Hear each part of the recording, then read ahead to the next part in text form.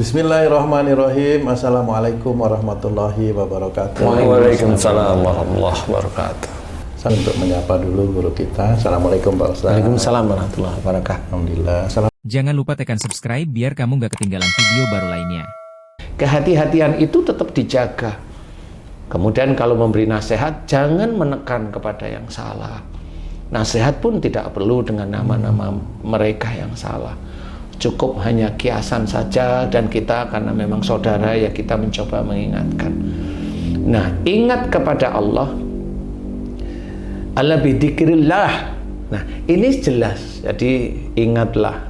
Maka dengan ingat kepada Allah atau berzikir kepada Allah, maka hati menjadi tenang.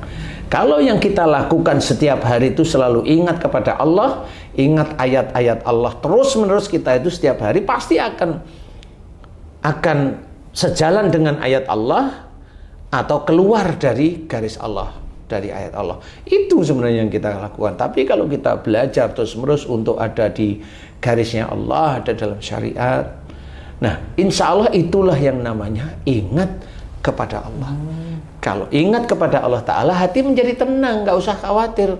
Hati menjadi tenang apa? Kalau kita sudah mengerjakan ikhtiarnya sudah jelas, tenang, nggak perlu apa-apa. Nanti Allah akan memberikan rizki kepada kita. Kalau yang kita berikan kepada Allah Ta'ala jelas, kemudian kita hormat kepada orang lain, kita hormat kepada orang tua, kita hormat kepada siapapun, nggak usah takut kalau Allah nanti akan memberikan rizki berupa jodoh yang soleh atau soleha. Nggak usah takut, itu hati menjadi tenang. Kalaupun kita sudah punya jodoh, kita hormat kepada pasangan kita juga kita ajari hormat kepada kita ajari hormat kepada kita ajari sujud pada Allah Ta'ala, kita ajari untuk faham bahwa Allah itu selalu menilai kita setiap detiknya, setiap saatnya. Nah, itu kenapa saya harus seperti itu? Karena saya tahu bahwa saya harus mengerjakan itu karena Allah. Nah, itu ingat kepada Allah, tidak hanya berlisan aja yang mengucap astagfirullah, tidak mengucap subhanallah, tetapi langsung dikerjakan. Itu ingat kepada Allah Ta'ala.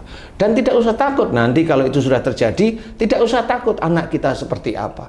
Insya Allah kalau memang suami istri akhirnya itu selalu mengerjakan perintah-perintah Allah, anaknya lahir dengan tanpa cacat, anaknya lahir dengan tidak jari terpotong umpamanya, itu akan terus mengalir terus. Dan anak itu dibikin oleh Allah Ta'ala standar, tidak pintar, tidak bodoh, pintar sih tapi tidak terlalu pintar. Orang tuanya pasti senang. Memang saya tidak terlalu suka yang terlalu pandai, karena terlalu pandai anak ini bisa sombong nantinya. Itu ngerti. Kalau orang tua tidak tahu, senang anaknya pintar, padahal sombongan itu disiapkan oleh anaknya itu sendiri. Kalau dia itu dulu jagoan, pandai. Nah, setelah sombong, dulu orang tuanya juga banggain anaknya, dosa di situ. Nah, disitulah sebenarnya khawatirnya, di situ harusnya. Itu menjadi ketidaktenangan seseorang.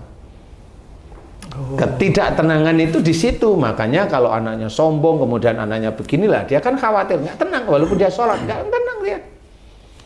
Walaupun dia sholat, istrinya sakit, nggak tenang dia. Walaupun dia sholat, nggak tenang. Coba istrinya sakit itu suruh zikir terus, nggak tenang, karena dia nggak tahu penyakitnya itu, nggak ketemu bagaimana dokter, nggak tenang juga dia zikrullah. Nggak. Orang yang punya hutang suruh dia zikir, nggak tenang juga, karena dia harus mengembalikan uangnya. Jadi bukan hanya zikir itu. Kalau zikirnya orang yang sudah settle mamanya ya, dia udah punya pekerjaan, istrinya mapan, itu zikir itu memang sepertinya menenangkan, tetapi bukan zikir itu yang menenangkan. Zikrullah dalam bentuk lisan itu menambah amal soleh. Itu menambah amal soleh, insya Allah. Semakin kita itu paham, semakin kita paham, amal soleh itu akan ditambah oleh Allah Ta'ala.